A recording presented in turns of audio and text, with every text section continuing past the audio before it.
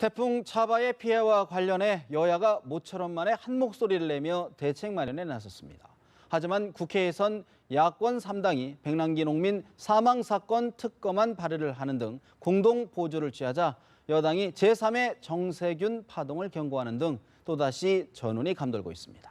김광덕 전 한국일보 정치부장, 강석진 전 서울신문 편집국장 두 분 모셨습니다. 어서 오십시오. 안녕하세요. 제18호 태풍 차바의 피해가 심각해 보입니다. 정부 여당 긴급 당정회의를 열었고 새누리당 이정현 대표는 병원 측의 만류에도 불구하고 현장으로 달려갔습니다. 정부 여당과 날카롭게 대립하던 야당 모처럼 만에 이례적으로 대응을 칭찬했습니다. 우상호 원내대표, 정진석 원내대표의 이야기 먼저 들어보시겠습니다. 태풍 차파로 인해서 현대차 울산 공장 중단, 부산 마린시티 월파 등 많은 피해가 있었습니다. 정부와 지자체는 특별 재난지역 선포 검토 등 어제 있었던 긴급 당정협의 결과를 바탕으로 피해 수습과 복구에 만전을 기해 주시기 바랍니다. 칭찬을 해드리겠습니다. 최근에 칭찬할 일이 별로 없었는데 그래도 태풍 피해에 대한 조속한 당정은 잘하신 것 같습니다. 우리 야당도 적극적으로 태풍 피해를 최소화하고 신속한 복구와 또 신속한 지원이 이루어질 수 있는 일에 부당적인 협조를 하지 않겠다 이런 말씀을 드리겠습니다. 새누리당 정진석 원내대표 신속한 복구와 함께 특별 재난지역 선포를 검토해달라라고 촉구했습니다. 더불어민주당 우상호 원내대표 최근 칭찬할 일이 별로 없었는데 조속한 당정 바람직하다. 초당적으로 협력하겠다라고 얘기를 했습니다. 강 국장님, 네. 칭찬은 칭찬으로 액면 그대로 받아들여야 되는데 어떤 의미가 있는지 한번 여쭤보고 싶습니다. 모처럼 정치권에 이제 시원한 바람이 부는 건데요. 맨날 대결 대립만 일삼다가 아마 이게 재난이 발생을 하면 여당만 대응해야 되는 게 아니라 야당도 대응을 해야 됩니다. 국민 피해 앞에서 야당은 뭐 여당이 도우니까 난 안 돕겠다 이럴 수는 없는 문제이기 때문에 야당이 돕는 건 당연하고요. 또 칭찬하는 것도 뭐 있을 수 있는 일이라고 봅니다. 그리고 야당 입장으로서는 이 성만 내고 화만 내면 손해입니다. 뭔가 어디 돌파구가 있어야죠. 노래 부를 때 강약 중량약 하듯이 뭐 맨날 강곡만 능사가 아니니까 이런 칭찬이 야당에게도 남는 장사죠. 예, 그래서 야당으로서는 좀 남는 장사했다 이렇게 볼 수 있겠습니다. 일부에서는 이제 뭐 수권 정당의 면모를 좀 보여주는 시도 아니냐라는 해석도 있는데 우리 김 본부장님 어떻게 보십니까? 그래서 모처럼 칭찬하는 모습을 보니까 진짜 가뭄의 담비 같은 그런 좋은 모습인데 그래서 이런 거 할 나름대로 이제 의도가 있는 것 같아요. 그동안 그러니까. 계속 싸우기만 하면은 사실 국민한테 계속 욕을 먹는 거 아닙니까? 가끔 열에 한두 번은 이렇게 칭찬을 해야 그 비판하는 것도 더 비판에 또 힘이 또 실리고 돋보이고 이러는 게 아니니까 그런 식으로 여야가 전략적으로 잘 했으면 좋겠고요. 여야에 한번 전략을 읽을 필요가 있는데 어떻든 야당이나 여당이나 이번에 국회 파행 과정에서 국감 이렇게 파행 이 과정에서 욕을 몇 바가지로 먹지 않았습니까? 그래서 한 컵이라도 좀 좋은 일을 하자라는 일로 민생 문제에서 협조하는 모습을 나왔는데 야당 같은 경우는 이렇게 협조하면서 특별 재난 지역의 이런 선포라든가 초당적으로 협조하겠다라는 뜻을 밝힌 것이고 여당의 경우는 이정현 대표가 지금 뭐 병원 측 만류에도 불구하고 현장으로 달려갔다니까 참 좋은 모습 같아요. 근데 이정현 대표가 여러 가지 리더십에 문제가 많이 제기되고 있습니다만은 청와대 말만 따르는 거 아니냐. 근데 하나 분명한 거 뛰어난 거 있는 것 같아요. 현장 발품을 파는 데서는 아마 역대 대표 중에 거의 최고위급이 아닌가. 다른 건 몰라도. 그런 거고 또 하나는 어저께 긴급 당정회의 빨리 한 것도 어떤 바람직한 모습이고 여야가 어떻든 이런 협조하는 모습을 자주 보였으면 좋겠습니다. 바가지로 먹은 욕 한 컵이라도 덜어내자 인상 깊게 들리는데요. 자연재 앞에서는 여야가 한 목소리를 냈지만 사실 정치 현안을 놓고서는 한치의 양보도 없는 것 같습니다. 바로 백남기 농민 사망 사건의 상설 특검 문제인데요. 제3의 정세균 파동 이야기가 나오고 있습니다. 여야의 이야기 들어봅니다. 여야 합의와 법사위 등을 거쳐서 특검 실시 가부가 결정될 것입니다. 국회 사무처는 일반 의안처럼 법사위를 거쳐야 한다는 유권 해석을 제시했다고 합니다. 너무나 당연한 얘기입니다. 정세균 국회의장이 또다시 야당의 입장에서 국회 사무처 유권 해석을 뒤집고 국회법 절차를 어기면서까지 백남기 특검안의 본회의 의결을 기도한다면 이것은 제3의 정세균 파동으로 이어질 수밖에 없을 것입니다. 이 사건처럼 예? 백남기 농민 사망 사건처럼 예? 특별법이 만들어지고 진상조사위원회 같은 것이 꾸려지지 않은 사안은 예? 국회 법사위에 와서 법률이 아닌 예? 이번처럼 특검 요구하는 형태로 수사의 대상과 범위를 특정한 뒤에 예. 그다음에 법사위 통과를 하고 본회의로 가는 것이 맞다라는 그러한 결론에 저희들은 의견을 모았습니다. 새누리당의 반대가 있으면 그렇죠. 쉽지 않은 쉽지 문제이기 않죠. 때문에 그래서 법사위는 통과 심사를 거쳐야 되는 사안이고 그래서 국회의장에서 본회의 직접 상정, 직권 상정은 다소 어려운 사건이다. 이렇게 보여집니다. 알겠습니다. 정진석 원내대표, 만약 정세균 의장이 야당 입장에서 또다시 본회의 상정을 한다 그러면 제3의 정세균 파동이 있을 수 있다 경고를 했습니다. 김 후보자님, 사실 지금 특검 필요성 여부를 차치하고서라도 야권에서는 이거 본회의로 직접 올릴 수도 있다 이런 취지의 이야기를 좀 하고 있거든요. 어떻게 보십니까? 네, 그래서 일단 그 야권에서는 어떻든 특검을 해야 된다는 입장이기 때문에 특검안을 제출했는데 이제 상임위를 거치게 되면 야당이 지금 새누리당이 반대하면 사실은 권성동 위원장이요. 통과가 쉽지 않기 때문에 이걸 본회의에 직권을 상정할 수 있다라고 하는 게 여당의 많은 사람들이 지금 주장하고 있어요. 원내 수석 부대표라든가 이런 사람들이. 근데 이제 어떤 논리로 그런 본회의 바로 직권 상정할 수 있느냐? 원래 일반 법안인 경우도 이제 비상사태라든가 이런 경우는 국회의장이 직권 상정하는 길을 열어놓은 게 있는데 이건 비상사태는 아니잖아요. 그럼 어떤 근거로 본회의 직권 상정 가능하다냐면 특검을 할 경우에는 본회의 통과되거나 법무장관이 결정할 경우에 특검을 할 수 있다라고 하는 규정이 있어요. 그렇기 때문에 거기에 본회의를 통과해야 된다는 건 국회를 통과해야 된다는 뜻인데 그걸 그래서 본회의에 바로 올릴 수 있다라고 여기서 이제 이런 주장을 하는 건데 여당 입장에서는 이건 법안이기 때문에 당연히 법안은 상임위를 거쳐야 되잖아요. 관련 상임위를. 그래서 법사위를 당연히 거쳐야 된다. 근데 사실은 국회 사무처야 여야 입장을 떠난 거지만 사무처도 아마 이거에 가까운 입장을 갖고는 있는 모양이에요. 그래서 제가 국회 취재 기자 경험으로 볼 때는 일반적인 경우는 국회 상임위를 대부분 거치게 돼 있기 때문에 법사위를 거치고 또 이런 경우는 여야를 협의를 잘 해야 될 사항인 것 같고요. 특수한 상황이 아니면은 그런 점에서 그런데 어떻든 여야 입장이 다르기 때문에 근데 이런 경우에도 어떻든 국회의장이 여러 가지 법 또 근거를 대서 직권 상정하는 일이 있게 되면 진짜 이번에 또 의장의 중립성 논란 파동이 또 제3차로 벌어질 수도 있다. 배제할 수 없는 거죠. 사실 이제 이렇다 보니까요. 사실 이게 이제 요건이 까다롭고 여야의 합의를 전제로 하다 보니까 특검법 자체보다는 검찰과 여당을 압박하려는 수단 아니냐라는 분석도 나오던데 어떻게 보십니까? 물론 저 압박 수단이 되겠죠.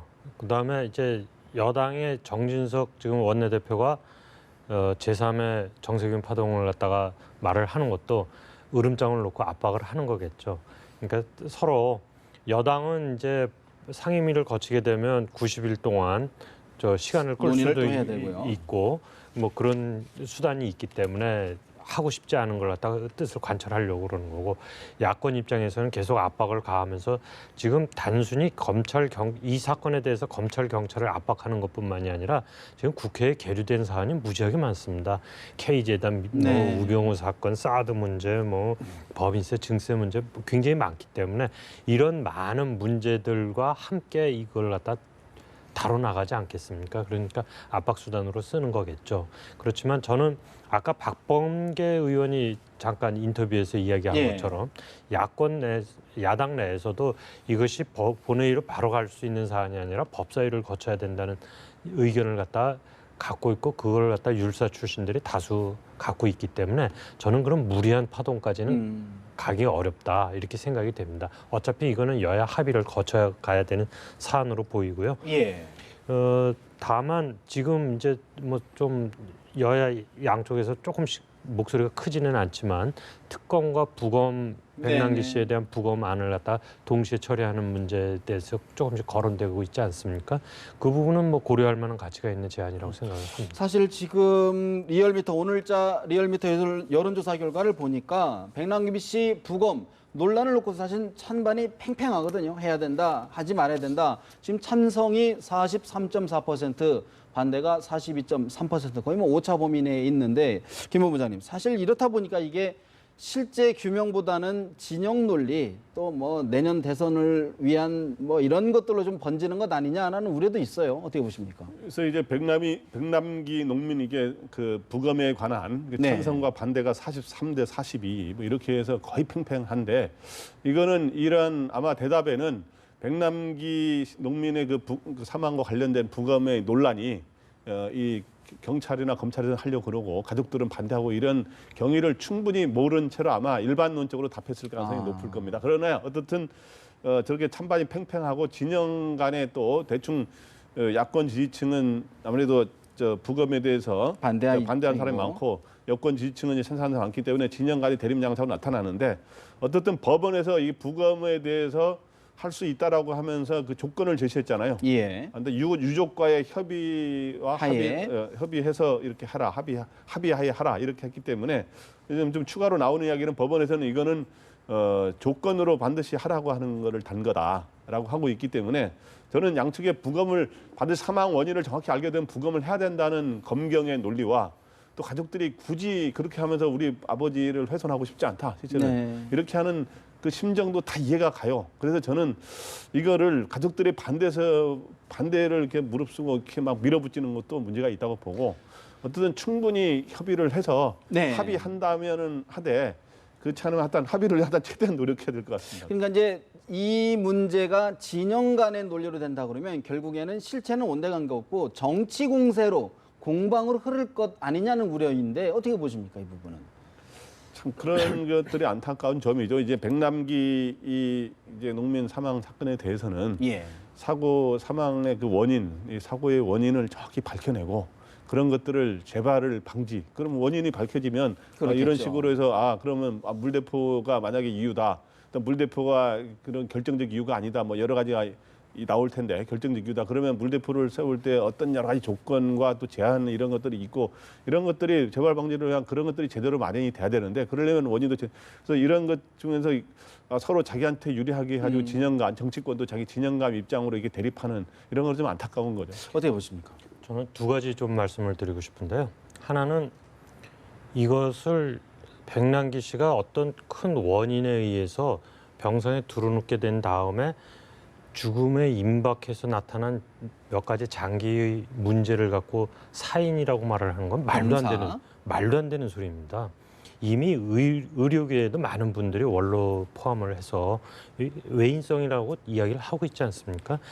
그렇지만 법원이 낸 부검 영장은 영장대로 저는 효력은 있다고 봅니다. 그래서 지금 300일이 되도록 제대로 수사를 안 하고 있는 현재의 검경한테 맡길 일이 아니고 특검을 해서 그 특검 지휘하에 부검은 하는 게 논란을 갖다 빨리 가라앉히는 방법이다 이렇게 개인적으로 생각을 합니다.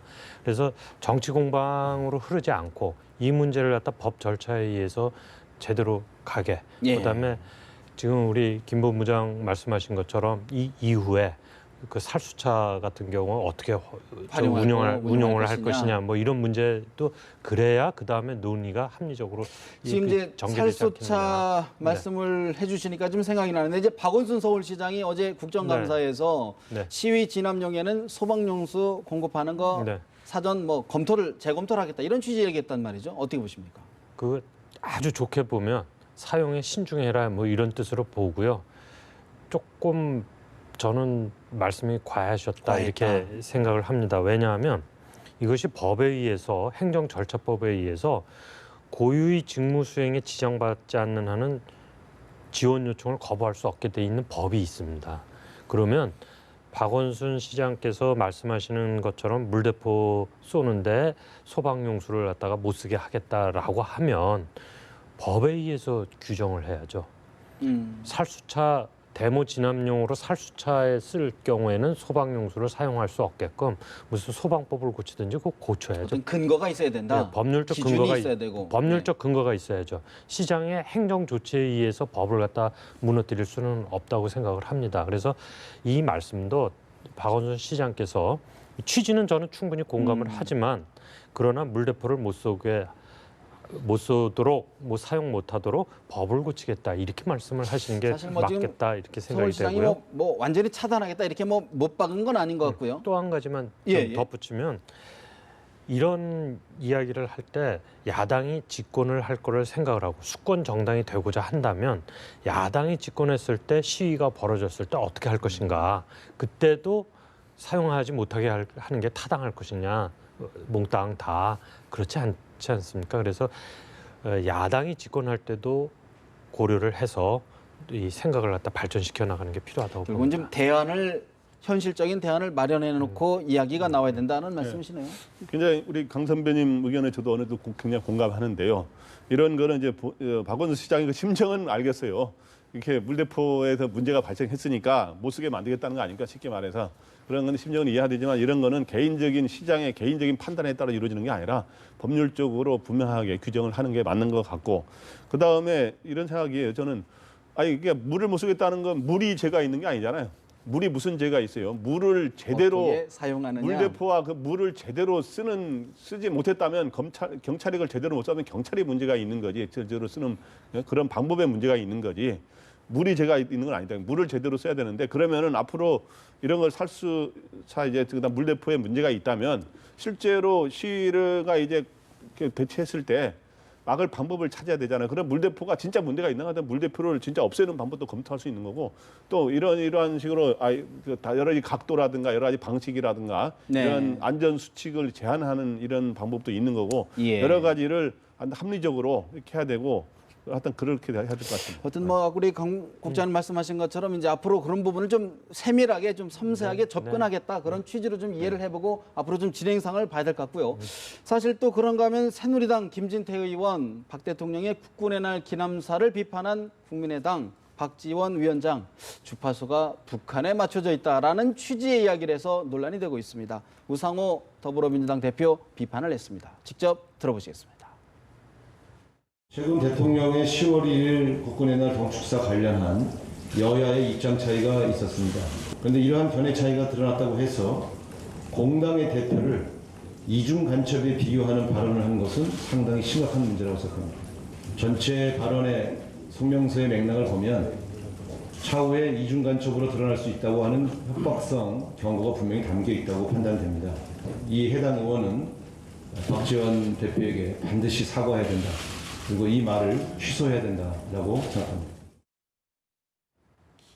더불어민주당 우상호 원내대표, 공당의 대표를 이중 간첩으로 비유하는 것은 심각한 문제다. 해프닝으로 넘어갈 수 없다. 사과를 요구했습니다. 김 부부장님, 김진태 의원 간첩이라고 한 적 없다. 도둑이 재발 저리는 것 아니냐라는 트위터 글도 올렸습니다. 어떻게 인식하고 계십니까? 또 팩트를 일단 알아야 되는데 김진태 의원이 간첩이라는 표현을 직접 쓰지는 않았어요.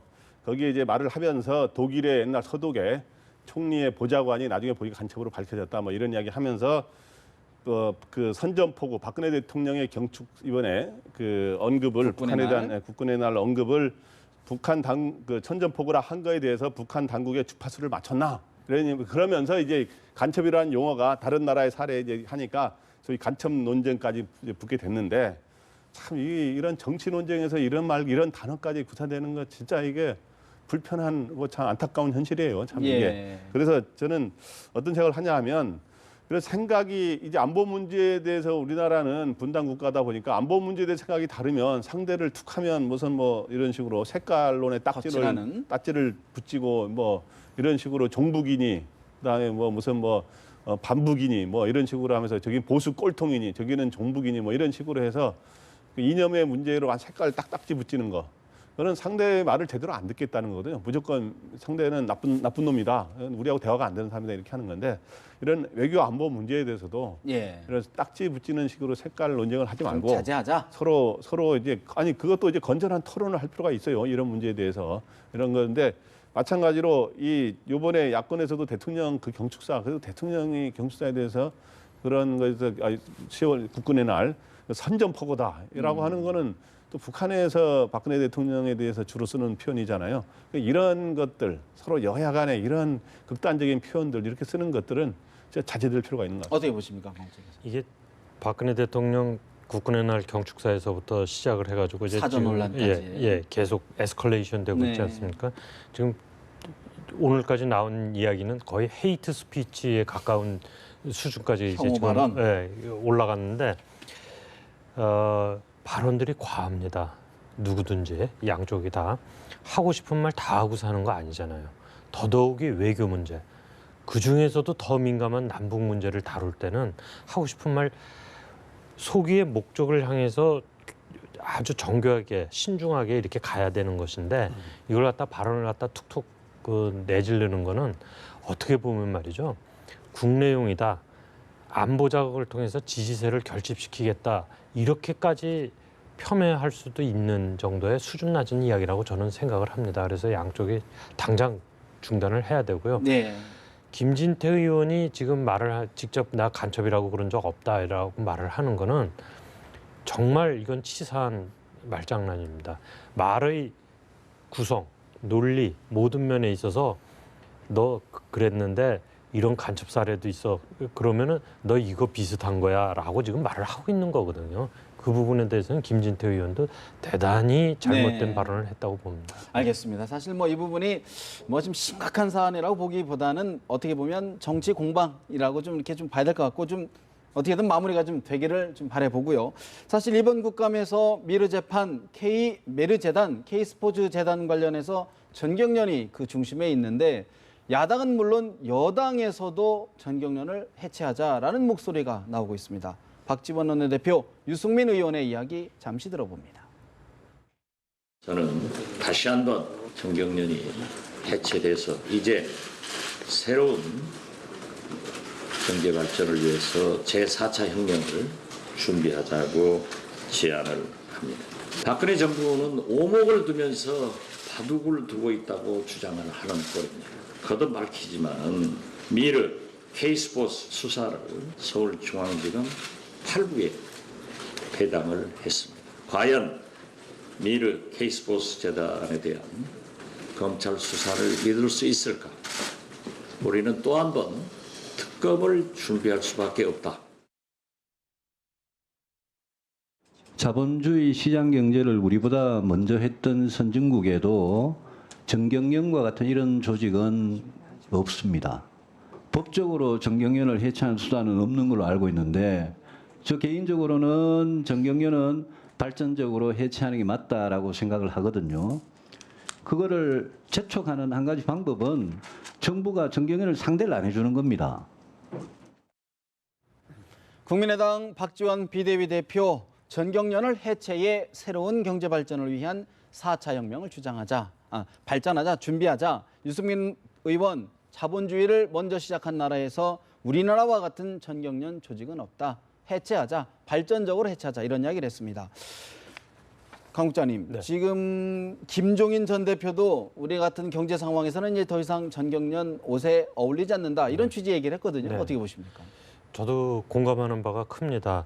아까 유승민 의원이 이제 발언 중에 전 세계에 이 전경련 같은 단체가 없다 이제 그랬는데 일본의 경단련, 게이단련이라고 있습니다만은 그것도 최근에 발전적으로 합쳐졌고요. 우리나라도 경총 상위 뭐 해서 너무 많습니다. 그다음에 전경련은 지금 어버이 연합 지원한 문제도 그렇고 이번 문제도 그렇고 뭔가 이 시장 경제를 발전시키기 위해서 또는 국가 경제를 발전시키기 위해서 뭐 이바지하는 단체라기보다는 뭔가 엉뚱한 일들을 갖다가 지금 계속 저지르고 다니는 그것도 권력형 비리나 이런 것과 연계되는 일들을 갖다 자꾸만 하고 돌아다니는 것 같은 인상을 그 사례들이 의혹을 받고 있죠. 사례들이 이제 자꾸만 나오고 있단 말이죠. 그리고 그렇지 않아도 우리나라 재벌 힘 세지 않습니까? 재벌이 장악하고 있는 사회고 재벌 하나하나가 힘이 엄청난데 이게 또 다 뭉쳐가지고 또 힘을 쓴다. 이거는 뭔가 이 사회의 힘의 불균형 또 민주공화국에 맞지 않는 어떤 일들이 벌어지고 있기 때문에 전경련이 발전적으로 해체돼야 된다는 데 대해서는 10분 공감을 합니다. 그게 예를 들어서 이제 자발적으로 되지 않거든 외부의 어떤 힘이나 뭐 이런 거로도 될 때 또 논란이 나오지 않을까요? 어떻게 보십니까? 물론 우리가 이제 민주주의 국가니까 민주주의적인 방법에 의해서 해야 되겠죠. 그렇지만 아까 유승민 의원이 뭐 정부가 상대를 하지 않는다고 그러지만 전경련 같은 단체의 경우에는 뭐 정부가 충분히 대화를 통해서 얼마든지 뜻을 전달하고 할 수도 있겠죠. 권력 의지만 있다고 한다면요. 정부나 뭐 우리 사회 또 아쉬울 때가 또 없지 않아 있을 것 같기도 한데 어떻게 보십니까? 과거에 보면은 그러니까 정경련은 하여튼 분명히 잘못된 행태를 보이고 있고 요즘에 정경유착의 행태를 보이고 있잖아요. 그리고 비판을 특히 받고 있죠. 네. 청와대와 또 정부를 상대한 어떤 로비 자기네들이 로비 수단에 또 그쪽이 청와대와 정부에서는 또 부탁을 하면서 서로 이렇게 소위 자기 공생이라 그럴까요? 안 좋은 의미의 공생 이런 게 많이 나타났는데 저는 이제 과거에 지금 현재 소위 진보 세력이 집권했을 때 청와대 저출입도 했습니다만은 그때도 보면은 뭐 순방할 때 보면 전경련 다 이렇게 협력을 구하고 이러는데 어쨌든 요즘에 이번 K 재단 미르 재단으로서 아주 적나라하게 이런 문제점들 어버이 연합 이런 거는 나타나서 이제 또 해체론까지 나오는데 이제 해체론 나오는 그런 거는 충분히 이해가 되고요. 그래서 방법은 그런 것 같습니다. 그러니까 여기에 김종인 전 대표도 뭐 강제로 존재 명분은 하여튼 찾기 어려운데 강제로 해체하긴 그러니까 회원들이 필요 없다고 여기면 스스로 해체하는 방법이 있다. 그래도 대부분 이제 자발적 해체론을 제기했는데 김종인, 유승민 의원 같은 경우 이제 그렇게 하는 방법도 있고 또 하나는 또 뭐 각 우리나라 분야별로 다 협회를 하는 게 있지 않습니까? 그러니까 이제 현재의 정경련 같은 모습이 아니라 좀 상당히 이러한 걸 환골탈태한 일종의 협회, 순수한 의미 협회 업종별로 간다든가 이제 그런 식으로 하면서 현재 그 야권에서 문제 제기하고 있으나 거기에 지금 공공기관들이 또 들어가 있어요. 거대 공공기관들이 거대 공공기관들은 빠져야 되는 거죠. 빠져서 거기에 이제 정부가 그걸 수단으로 정경련하고 또 이렇게 자기네 컨트롤하는 걸 못하도록 순수한 자기들의 어떤 이익 집단으로서 역할 그리고 서로 협의하는 창구로서 그러니까 해체를 하든지 완전히 환골탈태하든지 하는 두 가지 방법이 있는 것 같아요. 사실 뭐 지금 당장 전경련 해체를 기대하기는 어려울 테지만 분명히 무엇인가 변화를 요구하는 목소리가 여야에서 나오고 있다. 이것만큼 좀 인식을 해야 될 것 같습니다. 문재인 전 대표 이야기를 좀 해볼까요? 오늘 싱크탱크인 정책공간 국민성장 창립 준비 포럼을 했습니다. 강 국장님, 발기일만 500명의 교수 집단이 참여했다고 합니다. 여러 비판이 나올 것을 분명히 문재인 대표도 알았을 텐데 왜 이렇게 추진한 이유로 뭘로 분석하십니까? 저는 뭐 세 가지 이야기가 많이 나오는데 세 가지도 세 가지지만 그걸 좀 또 조금만 더 구체적으로 들어가 보면 2012년도에 아마 정책이 좀 빈약한 이미지를 줬던 거 그걸 좀 탈피해보고 싶은 것 하나하고 그다음에 다른 주자들하고 나는 좀 체급을 달리한다 그런 뭐 어떤 저기 뭐랄까 저 세 가지 그것도 일종의 세 가지겠죠. 그다음에 문재인 대표한테는 늘 따라다니는 게 나 하기 싫은데 불러서 나왔어. 권력 의지? 강력한 권력 의지를 보여주는 거죠. 저런 걸 통해서. 그런 목적도 있는 것 같고 그다음에 또 하나는 지금 현재로서는 내년은 어떻게 될지 모르지만 전체적으로 보면 야권 전체에서는 김종인표 경제민주화 내지는 경제민주화표 김종인이 상당한 영향력을 갖고 있단 말이죠. 그 김종인 전 대표가 이야기하면은 상당히 먹혀들고 또 김종인 대표의 행보 하나하나가 다 관심사고. 근데 그걸 넘어서야 되는데 김종인 대표하고는 영 이게 지금 가까이 닿지 않는단 말이죠. 이른바 케미가 좀 안 맞는다. 그래서 그거를 넘어서기 위해서 메모도 이제 이런 정책 자문 교수단을 갖다 꾸려서 싱크탱크를 꾸려서 그걸 넘어서는 어떤 정책 대안을 갖다가 자기가 내세워 보겠다 이런 생각 아닐까 봅니다. 사실 이제 김종인 대표와의 어떤 정책 공조가 좀 안 맞는다 이런 이야기를 했는데 김종인 대표가 오늘 사실 문재인 전 대표의 포럼에 대해서 한마디 일가를 했습니다. 먼저 듣고 질문 좀 드리겠습니다.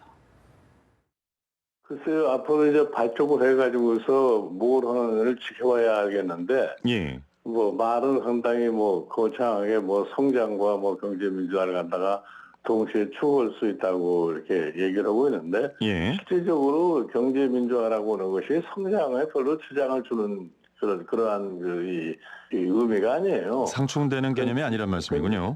근데 마치 무슨 경제 민주화할 것 같으면 성장에 장애가 되는 것처럼 이렇게 구분을 해가지고서 성장을 내걸고 아울러 경제 민주화도 한다는 그 말 자체가 저는 납득하기가 상당히 어렵다고 봐요.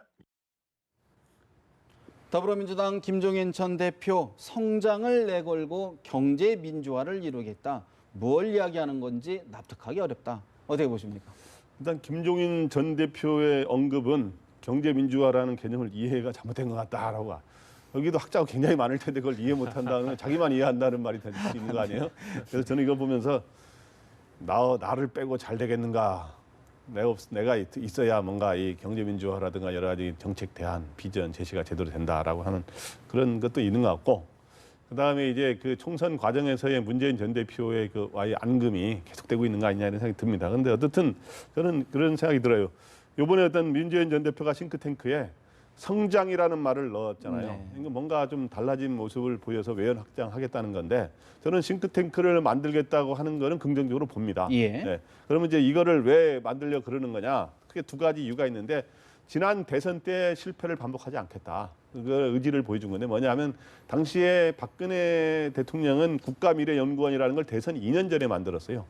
근데 자기가 그 문재인 전 대표의 싱크탱크는 담쟁이 포럼인데 7개월 전에 만들어서 진짜 본인 말 맞다나 그때 벼락 공부한 셈이죠. 그래서 준비가 덜 돼서 떨어졌다고 하는 그런 아픔을 싣고 이번에 제대로 해보겠다. 그래서 지금 1년 3개월 전에 만드는 거죠. 그리고 또 하나는 이걸 통해서 쫙 많은 숫자를 불러 모아서 야, 나는 준비된 대통령이 되는 거고 이제 대세론을 굳히게 하는 이런 모습을 보여주려는 건데, 소위 말해서 2% 부족을 메꾸기 위해서 그전에 48% 득표했으니까, 그래서 요즘엔 뉴문 전략이라고 하더라고요. 뉴문. 그래서 번역하자면 새로운 달림 전략인데, 새로운 달림 전략인데, 여기서 저는 조금 안타까운 문제를 지적하고 싶은 건 뭐냐면, 일단 발기에 참여하는 교수라 전문가 500명 너무 많다 이거죠. 연내에 1000명. 이렇게 되면 여기 몰려드는 폴리페서도 너무 많아질 거고, 어떻게 다 처리할 겁니까? 그리고 그 정도는 없어도, 그래서 당시 박근혜 대통령 국가미래연구원에도 발기인 때는 한 80명 정도가 참여했더라고요.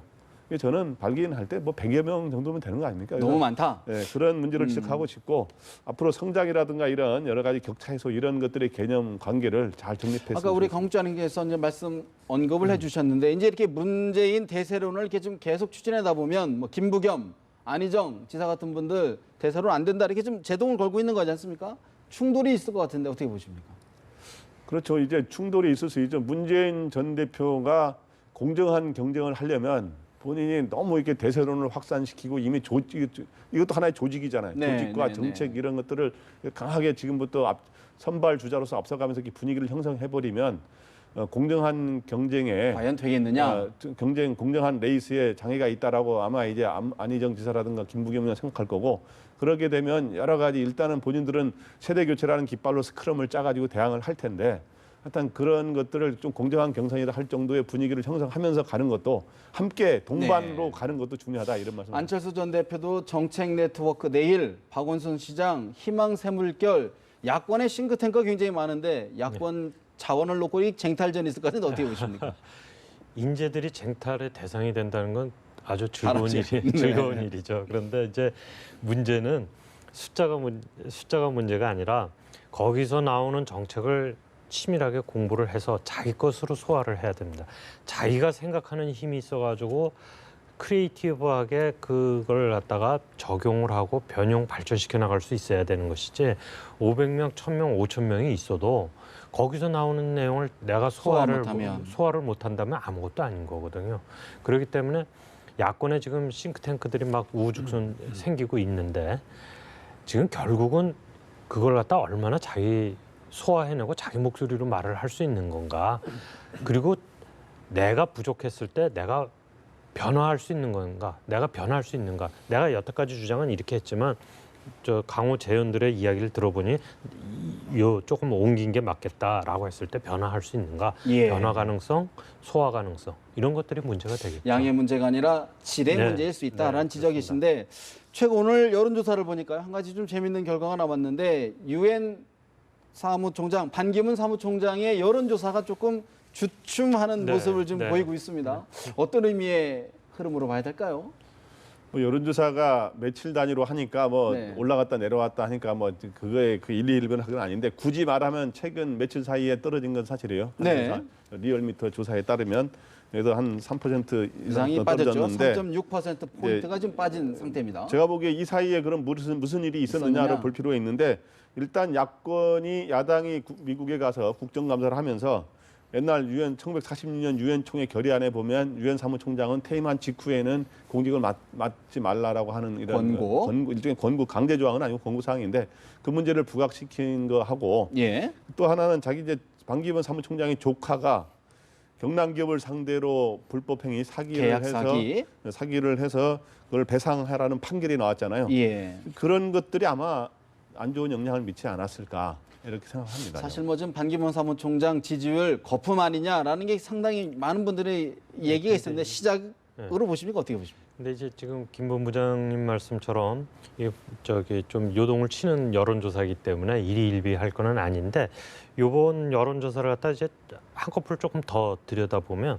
문재인 전 대표도 1.6%포인트 하락해서 16.8%가 됐거든요.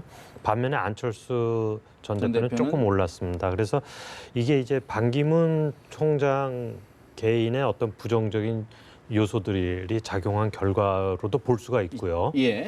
또 하나는 전반적으로 정치권의 두 메이저 세력에 대해서 좀 실망감들이 조금 반영되는 거 아닌가 그런 해석도 조금은 가능할 여지가 있겠다 이렇게 생각이 됩니다. 특히 그 반 총장의 경우에는 낙폭이 이제 조금 더 컸으니까 높이 올라갔으니까 낙폭이 더 클 수는 있는데 전반적으로 친박과 발이 묶여 있는 점에서 여권에 대한 또 박근혜 대통령에 대한 부정적인 평가는 금방 올마붙을 수 있는 여지가 있습니다. 그래서 반기문 총장 낙폭이 조금 더 컸던 거 아닌가 이렇게 사실 뭐 생각이 지금 듭니다. 여권에서 이제 이른바 반기문 예우법이라는 게 좀 나오는 논란인데 이 부분들 앞으로 어떻게 전망하십니까?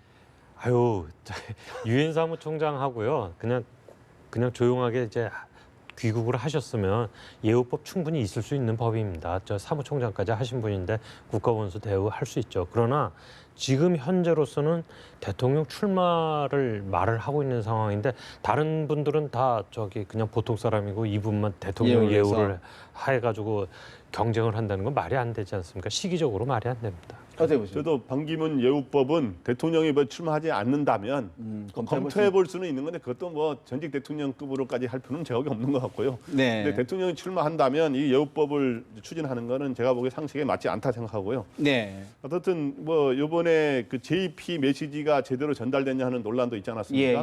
근데 이제 제가 알아보니까 정진석 원내대표가 전달한 게 무슨 과장해서 했다는 건 아니라는 것 같아요. 제가 측근한테 알아보니까. 그런데 이제 소위 친박 일부에서 너무 그 정진석 대표를 견제하기 위해서 아마 그렇게 한 거 아니냐 하는데 이제 그런 주도권을 놓고 하는 신경전인 것 같습니다. 알겠습니다. 사실 반기문 사무총장에 대한 여론의 흐름이 바뀌고 있는 것만큼 그만큼 대선이 다가오고 있다라고 좀 느껴야 될 것 같습니다. 두 분 말씀 여기서 줄여야 될 것 같습니다. 말씀 고맙습니다. 네.